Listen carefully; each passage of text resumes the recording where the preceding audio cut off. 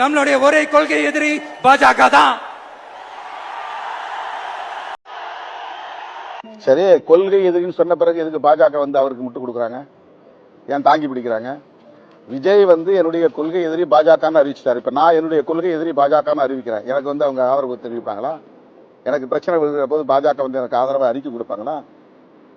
அவர் எதிரின்னு அறிவிச்சிட்டாரு. எதிரின்னு அறிவிச்ச பிறகு உனக்கு என்ன வேலைங்க? பாஜக ஏன் இங்க ஓடி வந்து நிக்கிறாங்க? எதுக்காக முட்டு கொடுக்குறாங்க? என்ன எதிரின்னு நீ சொல்லு, அவங்க சொல்லி கொடுத்தாங்க சொல்றாரு அவர். இப்ப இந்த சம்பவத்துல விஜய் யார் அப்படிங்கிறது வெளுத்து போச்சு, சாயம் வெளுத்து போச்சு. அவர் யாருங்கிறது எல்லாருக்கும் தெரிஞ்சு போச்சு. இனிமே தமிழ்நாட்டு மக்கள் கட்டாயம் விழித்துக் கொள்வார்கள், தமிழ்நாட்டை காப்பாற்றுவார்கள்.